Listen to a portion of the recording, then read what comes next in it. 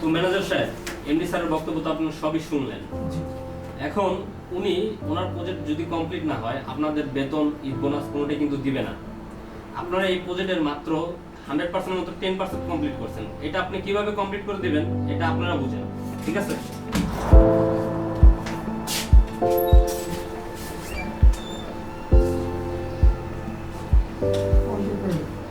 Sir এটা কিভাবে সম্ভব স্যার? এখনো 10% কাজ এখনো সম্পূর্ণ হয়নি, 90% কাজ এখনো বাকি আছে। এটা কোনোভাবেই তো সম্ভব না। তো ম্যানেজার সাহেব, আপনি তো এমডি স্যারের সবই কথা শুনলেন। জি এখন ওনার প্রজেক্ট যদি কমপ্লিট না হয় উনি কিন্তু আপনাদের বেতন কম বোনাস কম কোনোটাই কিন্তু দিবে না, ঠিক আছে? তো এই জন্য এই প্রজেক্টটা আপনারা যেভাবে পারেন এটা কমপ্লিট করে দিবেন। আমি কিছু জানি না, বুঝতেও চাই না।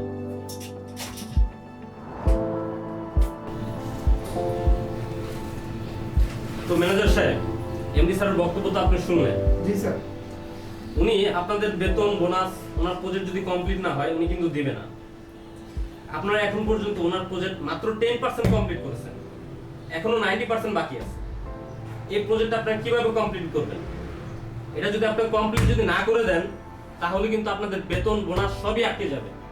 এটা কিন্তু উনিও দিতে পারবে না আর আমাকেও আপনারা চাপাচাপি করতে পারবেন না, ঠিক আছে? আপনারা আলোচনা করেন আর আমাকে জানান।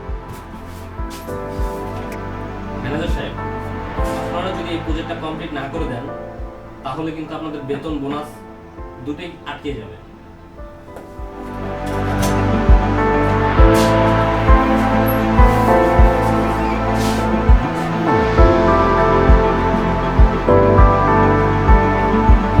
স্যার এটা কিভাবে সম্ভব? 3 দিনে 90% কাজ, এটা কোনোভাবে সম্ভব না স্যার।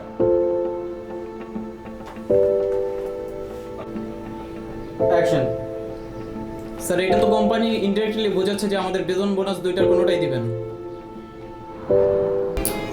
স্যার এটা তো কোম্পানি ইনডাইরেক্টলি বোঝাচ্ছে যে আমাদের বেতন বোনাস কোনোটাই দিবে না। আসলে এই সমস্যাটা শুধু আমাদের একার না, সবারই সমস্যা।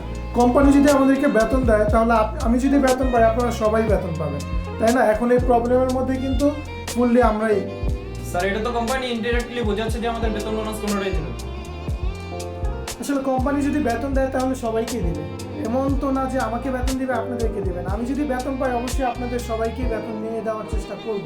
আর কোম্পানি যদি এখন বেতন না দেয় সেটা তো আমার কিছু করার নেই। করার আছে বলেন, আপনারাই বলেন। ঠিকঠাক মতো কাজ করে নাই দেখে কিন্তু কোম্পানি আমাদেরকে টাকা দিতে অস্বীকার করতেছে। আপনারা যদি ঠিকঠাক মতো কাজ করতেন তাহলে কিন্তু আজকের এই দিনটা দেখতে হতো না আমাদের। হ্যাঁ, এটা কিন্তু আমাদের কম বেশি সবারই দোষ আছে। আমরা যদি এই জিনিসগুলো সলভ করে নিতে পারি তাহলে মনে হয় না পরবর্তীতে আর এই প্রবলেম আমাদের করতে হবে।